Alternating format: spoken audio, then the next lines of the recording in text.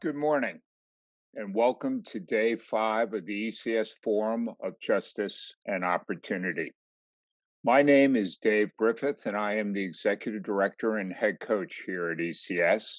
I hope you have found this to be an inspirational week as we collectively answer the call to action to challenge poverty and its root causes.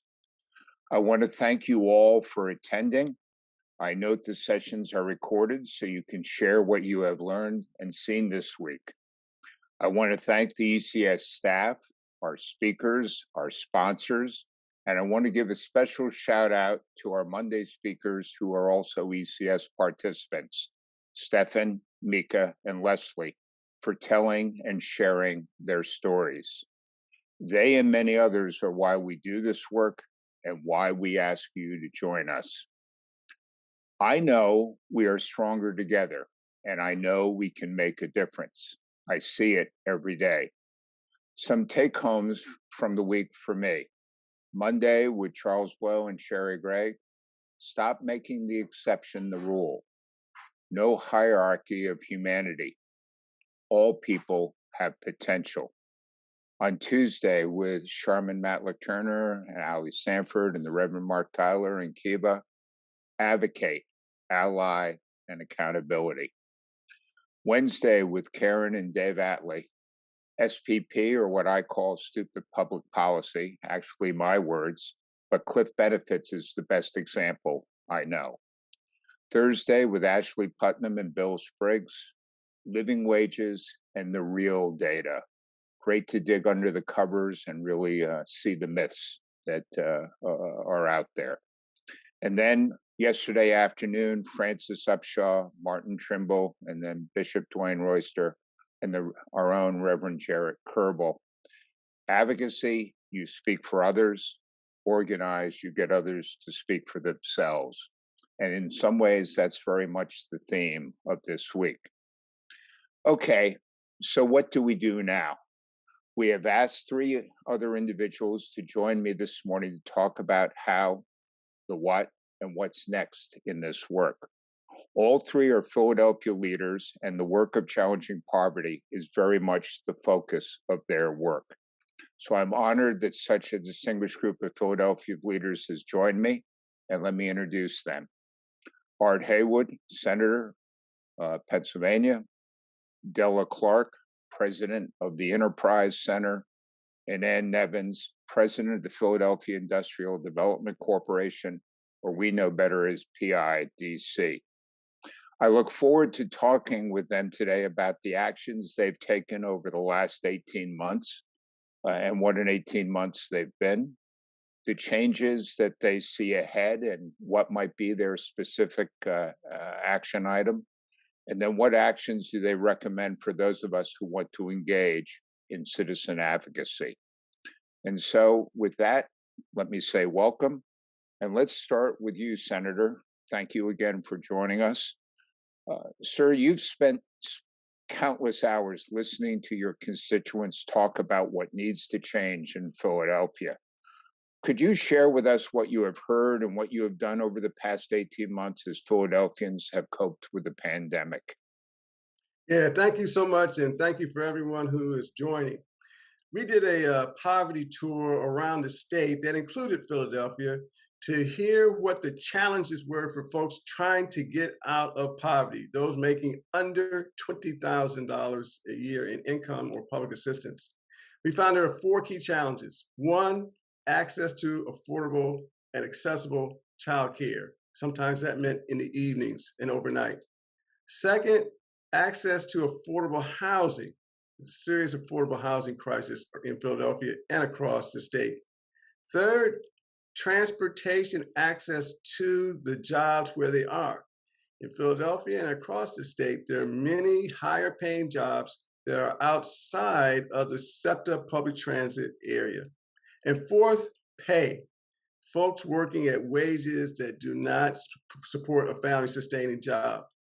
Here in Philadelphia, especially, when we compare ourselves to the cities that are not the lowest, not the worst in poverty, we will find cities paying $13 an hour, Chicago, $15 an hour, New York, over 15 in Seattle, over 15 in some parts of California, 12 and 13 in Washington, D.C. and Baltimore. We found that about a third of those who are poor in Philadelphia are working. So raising the minimum wage will be a way to get many people out of poverty once it gets to 15. What we've been able to do through this transition, this challenging pandemic, is a few things. Number one, get vaccine to those who are not being vaccinated. That was primarily in my role as a member of the governor's vaccine task force. Two, provide more money for affordable housing. We got $10 million more for affordable housing in the state budget. And three, deal with the great challenge of gun violence, which is not directly related to poverty, but happens in many poor communities. We're able to get $30 million to gun violence prevention groups across the state to get to the organizations that are talking to the people to get them out of those lives. Thank you. I mean, there is a punch list for all of us to think about and react to. And again, thank you for joining us. I've read about the pivots that PIDC has made during this difficult time, the pandemic and before. Please tell us about the changes you and your organization have made and what might be new that's on the horizon. Great. Thank you so much. And I again want to echo Senator Haywood's comments to thank you for having me here and also thank all the participants who are here with us this afternoon. There's three things that I wanted to talk about in terms of the activities that PIDC has been involved in over the last 18 months. And the first thing that I'll say is, one of the most critical things that we needed to was, while it was so critical to deal with the public health impacts, and the Senator just talked about the importance of vaccination, it immediately became apparent what a devastating economic impact this public health crisis was going to have on our city and on many of our communities. And so actually starting in March of 2020, PIDC partnered with the City of Philadelphia through the Commerce Department to put out what ended up being one of the first small business relief programs across the country. And really come out of the gate as early as possible to start delivering grant resources and 0% loans to small businesses that needed that access to capital. That type of a quick turnaround, kind of large scale program was really different in terms of how we typically have delivered resources in the past. And then we had opportunities throughout last year and into 2021 to continue that through a variety of partnerships. And I think that word is really important too, because that is something that I think started to come to the forefront in terms of new partnerships and collaborations, in a different way than we've seen in the past. One that I want to note that involved Della and her leadership at the Enterprise Center was last summer. And again, this also involves the state as well. So thank you to Senator Haywood and his colleagues for the leadership in putting forward the small business relief funds from the Commonwealth of Pennsylvania that came through the CARES Act collectively, not alone, collectively, PIDC, the Enterprise Center, and 15 other CDFIs or community development financial institutions across Pennsylvania joined forces to deliver nearly $200 million of state relief funding. And then there was an additional $30 million in Philadelphia that was delivered by the Philadelphia-based CDFIs. So, again, starting almost from the outset of the pandemic, really focusing on that emergency relief. And Anne may have frozen on us. I know we talked about her possibly. There you go, Anne. Okay, maybe. Today. Yeah, there you go. We got you back. So, the idea of partnerships in delivering the pandemic relief resources has been really critical. The next thing that we've been focused on over the last 18 months is really ramping up PIDC's investment in development projects led by people of color throughout Philadelphia. So over the last 18 months, we've closed financing totaling $24.5 million, supporting project costs of over $115 million Okay. profit enterprises. And then finally, our workforce development initiatives at the Navy Yard, where we have started to partner with our Navy Yard based employers to look at the talent that's right here in our backyard in terms of and underemployed Philadelphia residents and connecting those employers with Philadelphia talent. So, those are three things I'd love to highlight. No, thanks, Ann. Those are all impressive, and go from there. I don't know if you want to think about going to your phone for backup. You froze up a little bit, but let me turn to Della here, and we'll let you figure out how you want to keep going here. Della, obviously, the Enterprise Center has been at the forefront of building small business development, and I know from our friendship that is your passion. What changes have you witnessed, and what do you think's going to stick as you come out of these last 18 months? Thank you, There we Dave. go. And I also want to echo the Senator and Ann for my gratitude and participation with everyone today. And I think first I want to start with the Enterprise Center. You know, slowing down the activity and working from home helped us to realize some reform we needed to do internally. And one of those reforms is to really revamp some of our work. And part of this outcome came from the SBA PPP. We realized when we set a goal that we wanted to do $100 million in Philadelphia, we quickly found out that was impossible because the majority of small businesses in Philadelphia do not have employees, which really proved one of the challenges that attributes to poverty in our city, right? Because we don't have enough investment capital going to these businesses to help them to have what we call predictable income with contracts and with everything needed for them to hire people. And so we had to quickly pivot and start to look outside of Philadelphia and Pennsylvania to accomplish our goal. And it also helped us to realize that 67% of small businesses were not technologically ready when we had to go virtual because they might have had desktop computers that didn't have video capability or audio. So because we quickly went to a Zoom virtual environment, many of our small businesses was not ready for that.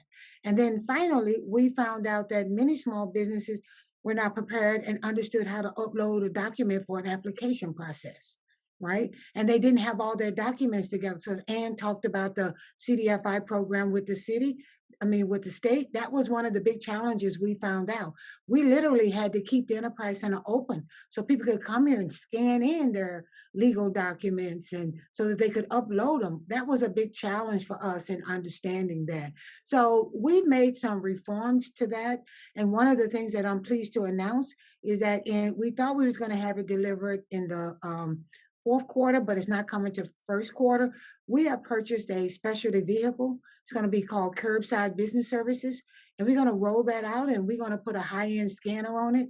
And we're going to go to commercial corridors where small businesses will be able to come out and bring their legal documents. We will scan them in and give them a flash drive so that the next time PIDC initiates another grant program or loan zero interest, we'll have them in a go mode because they were not in a go mode the past 18 months. Well, as I hear all three of you, you're obviously remarkably busy and responding to what we say our participants need and the business community needed. And bearing in mind that the pandemic in many ways ripped the Band-Aid off a lot of problems that we had pre-pandemic. And if there's any silver lining in this is perhaps it's allowed us to really name the issues and go to work on them. I know at ECS we had to pivot and go virtual with our out of school time program. I know we kept our shelters open, and to do so safely. We kept our housing programs open to do safely, and we continue to develop and work through our programs to get ready as we came out. I think every agency in the city shared many similar experiences as we look through. Um, at the same time, we built out our advocacy capability, and that's really what brings us to this week, because we believe that in our heart and in our soul that we're stronger together. And so this notion of engaging all the citizens of Philadelphia and all the citizens of the region to focus on these problems is a way to really make action happen a boatload quicker. So to that end, let me ask the three of you this: if you had to pick one issue, one action, and maybe cage it in terms also maybe of advice that we would give the folks that are listening who are citizens of our community, what would it be to help you in the context of the work that you do to help move the needle on challenging poverty and going at the root causes? What action might it be?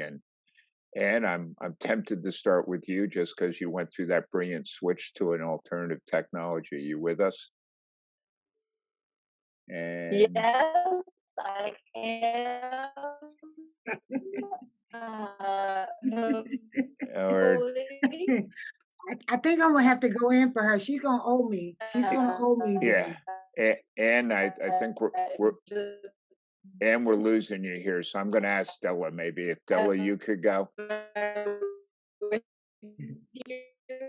Oh, there's going to be abuse here. I could hear it coming. Go ahead, Della. Yes. So if I had to think about one thing, it would be to work with Philadelphia, both residents and small businesses, to increase and understand why financial intelligence and understanding of budgets, family budgets, business budgets, money flows, because we need to turn the tide in Philadelphia on wealth creation. And you cannot build wealth until you understand how money flows. And so if I could wave a change in Philadelphia, it was increasing the conversation around financial intelligence and the understanding of capital. I, Della, I couldn't agree with you more. In our mindset program at ECS, which is our intensive coaching model, we have a number of specialists. And I can tell you that the one that often gets asked for help is our financial specialist. Just in terms of budgeting, in terms of planning, in terms of how to think about going to get financing. And frankly, that's where we're probably going to need to add resource more, just because we see the same thing. The demand is clearly there. And then, frankly, we need the institutions to back it up and be open and receptive to people coming and making the applications and going through the work. So it's a continuum. Senator, I hear all senators have magic wands, so I'm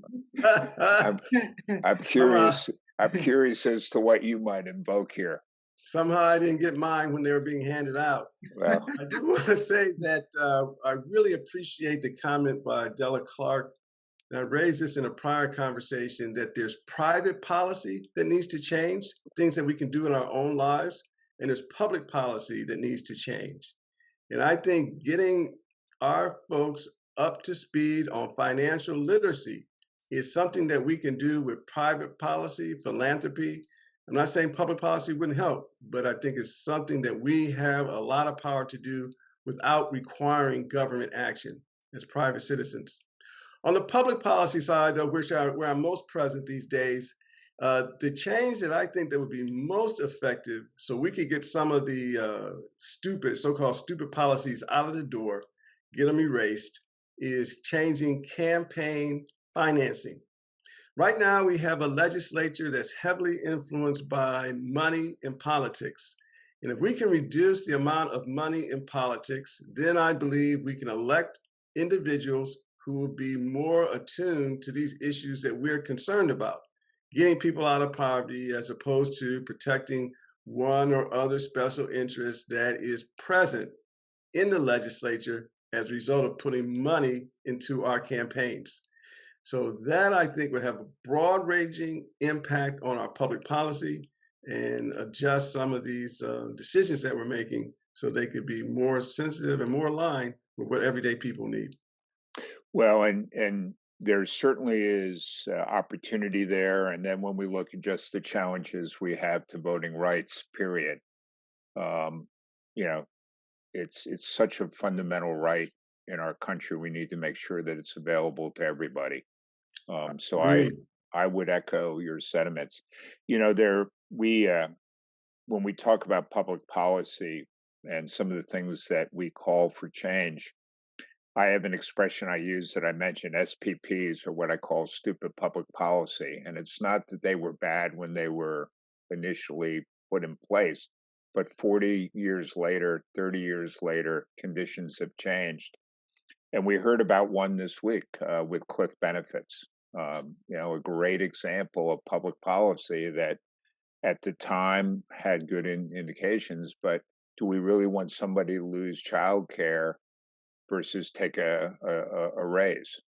And is that really the intended consequence as an example of public policy? And, I know you have advocated hard in a number of these areas. So I think the folks listening, it's important that you understand your voice and your vote can really move the needle. And I know you've seen that at work. And Della's going to send you a bill. She was brilliant. She committed you to a number of different policies, but I other than bigger bandwidth for your house, what would be the the lever you'd like to pull if you had to have one silver one? Well, I'm actually gonna, sort of use exactly what you said about the bandwidth as a jumping off point. Last year, one of the things that many of us across the city, learned how to do was manage a virtual schoolroom at the same time as as other aspects of work. I think she wants to close the digital divide. Yeah, Yeah, yeah, I think so. Yes, yes. no, and clearly we saw that in our out of school time program. I was, when the Chromebooks went out, the number of folks that didn't have access, and we had to find alternative ways of reaching out to the kids and working our way through. Mm-hmm. Um, really Yeah. put a challenge on the system, and frankly, one of the things that we see now is as we're coming back in person, it gets really, really scary. The number of folks that we don't know where they are because families have moved, and the ability to reach and connect has really brought us to a different place. Um, Della, as you take a look at the financial literacy challenge, and the kinds of programs you see, what are some of the things that folks that are listening could do to help that environment get improved? Is there specific programs they could support? Is there Senator, I'll ask you too, is there specific legislation, or where have you seen examples of where that's done right that people might refer? Right. Well, Dave, I go back to one of the things that you said to me when we were prepping for this panel was about the perceptions of poverty, right? And that has resonated with me. And so, if you really think about it, if I'm in a cohort or training and my credit score has taken a hit because of a health issue or a personal matter, And if I'm in a cohort setting, I am not going to raise my hand among other family members or neighbors or peers or small business owners and say, my credit score is 450 because of this. And so what happens is that I lead that training on financial literacy with the pain point I came in with. I think what we need to do more of is less cohort when it comes to financial, because it is an embarrassing conversation with individuals. It's similar to health. You don't go into your doctor and take in 15 other of their patients with you to discuss your health issues. That is a one-on-one with a particular expert. So I think what we need to do to be more effective around financial literacy, and I often call it intelligence, is to decrease the cohort model and allow for more one-on-one so that we can clear those pain points, whether it be for a mortgage on your house, taking equity out, starting a small business, college education, or whatever those things. Those are not group discussions, those are one-on-ones. So what I'd like to see us invest more in financial intelligence and literacy, more on an individual basis versus putting everybody in a group to discuss. Yeah, it's Della, I couldn't agree with you more. Again, when we see our financial specialists, when we're doing coaching work and the demand they have, one of the things we're thinking about is we convert St. Barnabas from a shelter to a community resource center. We've picked up additional units of housing, so we'll actually serve more people when we get done. But one of the things we've been in discussion is financial counseling, but also we're in discussions with. We have an individual who within our diocese does call it Episcopal legal aid. And that's the second piece that becomes kind of a private and a personal discussion. So financial counseling and, Yes. hey, I got this letter. I don't know what to do. I got to, any one of a number of circumstances. And again, if we can make access to basic information, small problems don't become big problems. We all know that if we can keep somebody in their home, it's a way better solution than having to go through an eviction and all the issues that go through. So this proactive prevention is incredibly important. And I know you're going to try and go without video, and perhaps you can unmute. And I'm reaching out here. Ann, can you hear us? Yes, thanks. And I'm so sorry for the difficulty with the connection. I think my staff gave you $10 just to put me through my ropes here. I know what's really going on. But you've adapted really well, and you're lucky to have Della, right in there also. Yeah, but she's sending you a bill, Ann. So Yep, that's right. It's one of many. The list is growing. But I did just want to pick up on the point. Yes, in terms of the magic wand, you both, I think, Senator Haywood and Della, absolutely said it correctly in terms of where I was going with the digital divide. But I think other elements of infrastructure as well. If I had that magic wand, certainly when it comes to education, I think that the place does matter, and so the physical facilities in which children across our city have access to educational opportunities, I think it matters tremendously in the psychology of how we are investing in our kids and how they feel invested in by all of us. So to me, that is a critical issue that needs to be addressed citywide. And then, just bringing up the point generally about infrastructure and sort of addressing our infrastructure issues, I wanted to reinforce how important I think the point is that Senator Haywood made earlier in the program regarding the transit accessibility to job opportunities. And that is absolutely something that we see very much come into play at the Navy Yard, and needs to be addressed there as well as in other parts of the city.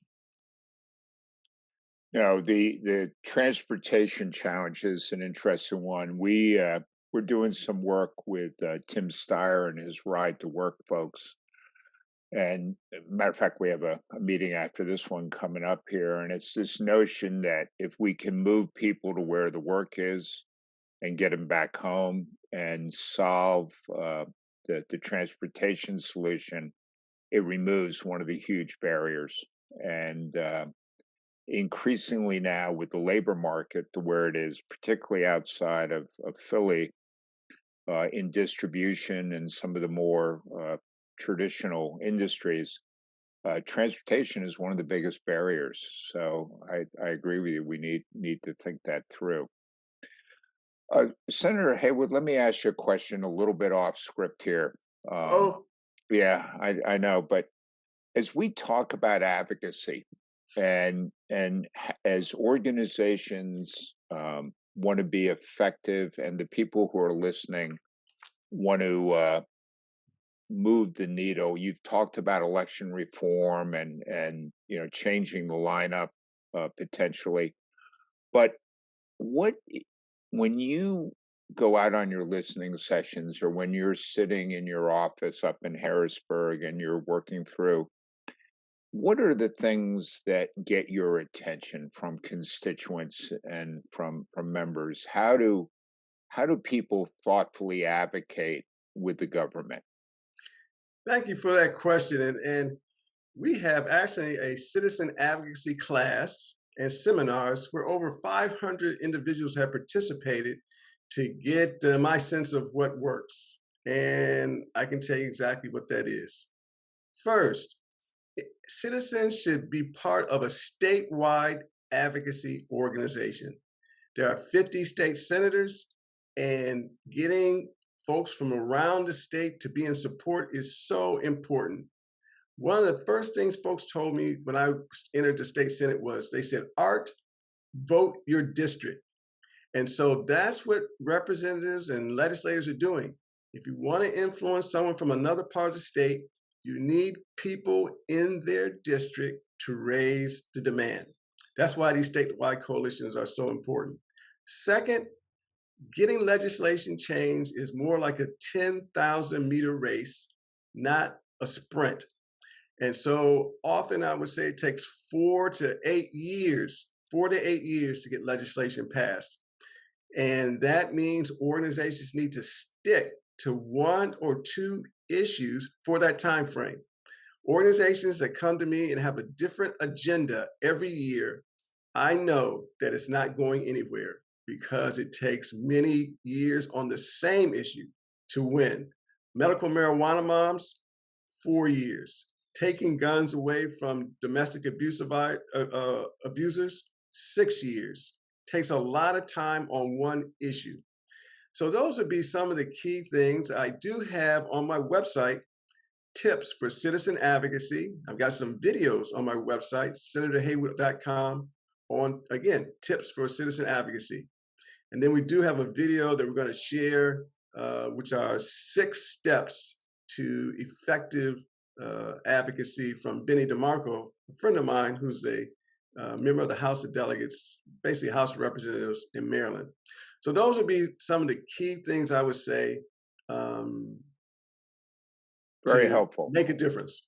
No, I think this notion of, I mean, we have 3 issues within our advocacy group. We've had them for some time: living wage, the cliff benefits, and then those issues that change the rules on racial equity in the manner that we want to see. But particularly, those are long-term slogs, and I understand. Let me ask the same question, but a different way, to Della and Ann. Look, I deeply respect both your organizations and the impact that you have on people that are experiencing poverty. For the folks that are listening, for the issues that you would like people to advocate that would support your organizations, what would be the 1 or 2 that you would particularly like support for? Della, let me come to you. I know some. You're muted, Della. There you go. Well, I've lived my life, Dave, by assignments. And so I feel that my assignment is now capital. When I first joined the Enterprise Center, my assignment was technical assistance. But what I've learned over the years is that technical assistance is not a replacement for capital. And capital is not a replacement for revenue. So where I'm so focused now with small businesses is not only helping them increase their financial acumen. But what we need to bring attention to is that if you are a founder or a CEO of a business and you come from a low wealth community, the racial injustices related and the stigmas associated with you in starting that business, you, as a senator spoke about, there's a long runway to get legislation passed. It's a long runway to get your business up and going and get it to a sense of success. We got to get young people to understand that the success is not overnight in your business, that you have to be willing to make that investment in your business and stay with it. It's not overnight, it's not 30-minute success. So what we need for the Enterprise Center is capital, so that not necessarily for the organization, but for the people that we want to help, because we have to understand the majority of founders that are minority in Philadelphia are from low wealth families and low wealth communities, and they need investment capital. They need that more than they do loans, because loans don't allow you to invest in your business, because any margins on that loan, you are paying back the company or the organization you borrowed the money from. If you're able to have investment dollars, then you take that margin and you pay and invest in your company so you can hire more people, create business valuation. And so I think that there's a stigma in underserved communities that if you're poor, you're not bright. And that is not true. What is wrong and what's one of the challenges is you're bright, but you don't have resources to fulfill your aspirations. And I think we need to change that. So that's, Dave, where I'm focused on right now. Amen, Della. The movement now that I see with social impact investing and the ability for people to put equity into startup businesses and start to move the needle at that level is a movement I hope that will get great traction. I know our good friend Kat Rosquetta at Penn and high impact philanthropy. Mm-hmm. The idea that you can invest and do good. I look at Brian Murray up at Shift Capital up in Kensington, and the way that he deploys capital into the community to move poverty, not the people, right? And it's a different way of thinking about investing in that, long term, the social impact that you can have as an investor has a deep and profound impact. So there's some linkage there. Dave, I want to say one other thing, and I guess I asked you this question. How do we untrain the mentality of the people with the capital to understand this is the time and moment to bet on minority enterprises and small businesses? Because that is not taking place. You hear all this conversation about all this money going on and how they're going to invest, but it's not actually happening at the degree in which we needed to take advantage of it. So, Della, great question. And my background is not social work. I'm obviously not a priest, not a social worker. I was asked as a former business or current business guy to come in to do this work. Let me answer in that context and that mindset. What every business wants is more consumers. Every business wants people to buy their product. Right now in America, 30% of America lives below living wage.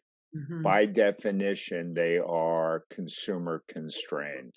Mm-hmm. It is in businesses and investors, and I would argue public policy's best interest to do everything we can to create more consumers. How do we do that? We do that by creating jobs that can move to a living wage. We do that by investing in businesses. And so what I am seeing a trend, and I'm heartened by it, is that social impact investing that invests in communities, that creates jobs, builds long-term assets and long-term wealth, over time will create more consumers. And it's in businesses' best interest to do so. The other harsh reality is that if you put my back to the wall, I'm going to do whatever I have to do to take care of my family. That's true for all of us. And the long-term impact of the resulting social unrest and impact is profound. And I would think the way we need to articulate it and have a very honest conversation is we are better off when we're all better off. And business, I make a lot of discussion with my friends at the Fed about the cost of the social safety net versus jobs at a living wage. And if we can figure out that transition over a 7-10 year time frame, and they've got the models, we can move the needle profoundly. What we have to do is be brave enough to invest and have the conversations. And what we're really talking about here, guys, is courage to do the right thing, but it's in our enlightened self-interest. So, I mean, the work that we do at ECS and the advocacy that we do and the work we do in the greater community has got to be, let's continue to move the needle on building economic momentum for all of us. It is, and that's, we could go a whole another panel session, but that's how I would answer, Della. And any comments, and then we'll come to our wrap up question. Yeah, Dave, I mean, I was actually going to pick up essentially right where you left off. I think Della did such a tremendous job in articulating the case for investing in our minority-owned businesses and the ecosystem that we need to have to better support small businesses throughout Philadelphia. So I will just say ditto in terms of the points that she made there. But as we came into 2021, one of the things that PIDC took a look at was how are we thinking about deploying all of our resources across everything that we do as an organization in ways that more directly and intentionally address racial inequity and poverty in Philadelphia. And certainly supporting the growth, resilience, and wealth creation for Black and people of color owned businesses was absolutely, at the top of the list. But the other thing that was at the top of that list was not only supporting the creation of quality jobs, middle wage jobs with career pathways, jobs with advancement opportunities, but also doing more to connect Philadelphians to those quality job opportunities. And so the thing, your question was, what would you ask of people? And one of the things that I think we would ask of our employers across the city, and we're starting to see this happen in different places, and certainly we're seeing it happen in a place like the Navy Yard, where we play a unique role with the businesses there, is to take a look at the way in which your job descriptions and positions do or do not really require the degrees that you are putting into those position descriptions right now.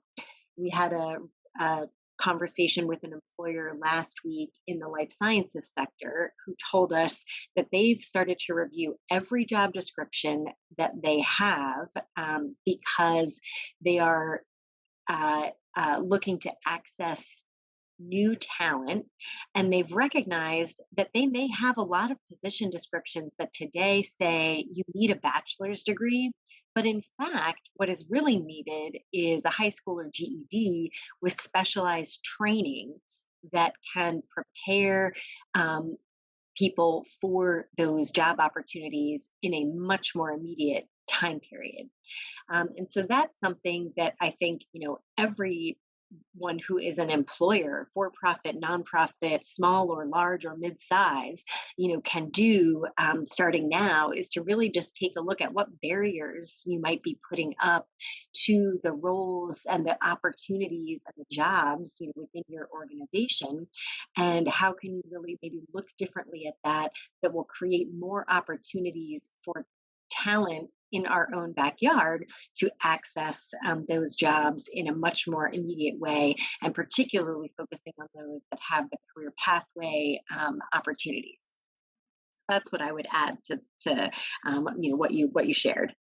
No, thank you, Ann. I appreciate that, and I think our listeners appreciate all three of your comments. Let me let me now turn to the advice and counsel section of our panel. We have a number of folks that are listening. We have, again, these are recorded, so these will be shared with folks as we put the word out. What is the one action that each of the forum participants can do to get on the path to making a difference? And let me also say that many of the folks that are listening are already doing stuff. I don't want to imply that, this is an epiphany event, but you guys are in the trenches. You're doing the work. You've seen a lot in your careers.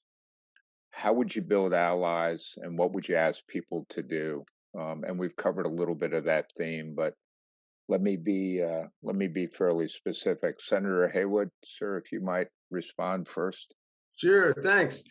I'm going to take the liberty and adjust a few points quickly, though. First, for Della Clark's question about what we need to do to get capital, we need to do the same thing that the nation has done in the past. The nation gave land for free for folks going to the West, public land for free. So what we need is publicly financed capital for these businesses. That's number one. Number two, poverty does not equal poor education. Poverty does not equal poor education. It is low investment that produces poor education. And so I just want to amplify what Della Clark said on that matter. And third, I just want to share that I am the co-chair of the Life Sciences Caucus in the Pennsylvania State Senate, and be glad to have any further conversations about what we can do for life sciences. Now to your question. The one thing that I think we can do is to change public policy. In addition to voting, join a statewide coalition that is focused on one issue of your concern, one issue. Don't spread yourself too thin.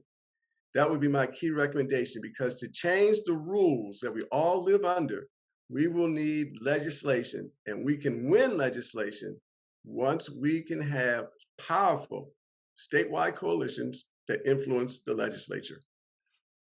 Great advice, Senator, and points well taken, well made. Anne, what would be your one shot? I believe that this is where I'm supposed to say that you should invest in the Enterprise Center so that I can pay Della back for. But in addition to that, I'm not taking that off the list. In addition to that, I would say that, this is the point I think that Della talked about earlier in terms of what businesses need and what minority-owned enterprises need more of to continue to thrive. It's not just about capital. Della said capital is not a replacement for revenue. And how does revenue get generated? I mean, David, you made this point. Revenue is generated from customers, whether that's business customers or individual consumers. I think each one of us, both individually and with our organizations, can look at how are we spending our dollars today, and how is that supporting or not supporting the small businesses, minority-owned businesses, and the enterprises in our own community here in Philadelphia. And so I think that's, an immediate thing that each one of us can do, again, as an individual person, as well as on behalf of our organizations, in addition to investing in the enterprise. No, how businesses spend their spend is really, really essential. I know some of the work that I do in partnership with my friends at the Jeff Hornstein at the Economy League, some of the work that we do at Drexel, where I'm involved, is the supplier diversity work.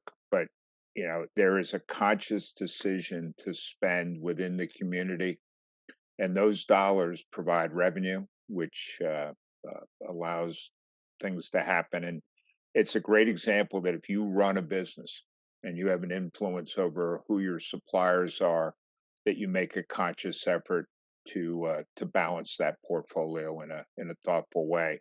And by the way, the quality, in my experience, and the delivery and the responsiveness has been tremendous. So some of those urban myths just got to get dispelled as well. Mhm. Della, I'm leaving the dare I say the best for last, but since you got Ann paying your bills, you got the senator doing things. I'm in deep trouble here. So Della, I ask you, what would be your call to action for our folks? Well, sticking with my overall theme and new assignment is capital.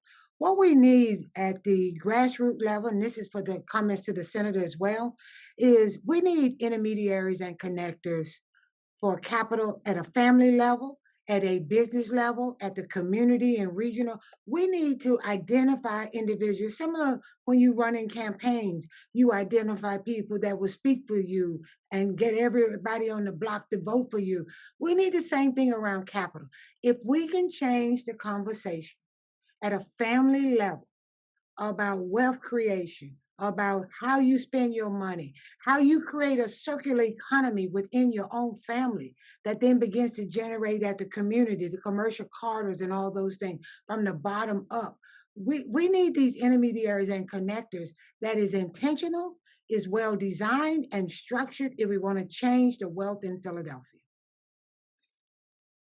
Well, thank you, Della, and thank you, Senator and Ann.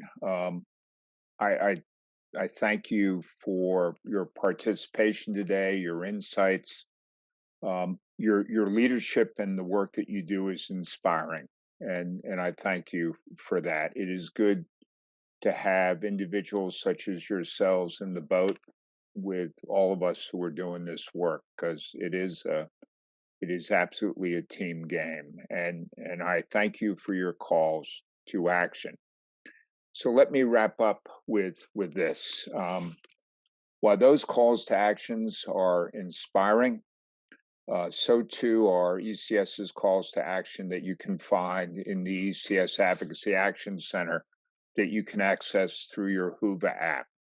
Now, I never thought I'd have all those words in one sentence, but we'll also make it available on our website. Click on the exhibitors section and it will bring you to the Advocacy Action booth, and we ask you for your support there. So in closing, let me offer the following remarks. For 151 years, ECS has answered the call and run to the fire. Poverty is the challenge of our time, and as we have in the past, we will answer that call with your help. As we continue to evolve the agency to respond, be it repurposing St. Barnabas into a community resource center, growing our brain science-based coaching model, expanding our out-of-school time efforts with social and emotional learning curriculum, and in other focused offerings in wellness, housing, workforce development, we do so with our 4 key values in mind. They are dignity, justice, community, and impact. As we come to closing our week together, I ask you to focus on these values and ask yourself, in the context of our work to challenge poverty and what you have heard and learned this week, how can we make these values real for the people we serve? To make them real, we must do more than talk. We must respond with specific actions and deeds. We can talk change, or we can make change. Advocacy, the theme of this week's forum, is at the heart of how we make change. It requires courage to stand up and challenge the status quo. It requires courage and conviction to call for change to current practices and public policy. And as we learned this week, there are specific actions we can take and support and make happen. It is why voting is a basic right. Please do so and protect others' abilities to do so. What I know is this: we are stronger together. Dignity, justice, community, and impact. Let us make all 4 real for all of us. Have courage, God bless, and on behalf of the people we serve, we thank you for your support. And again, thank you for your participation this week, and may we go and do the work that we are called to do. Thank you.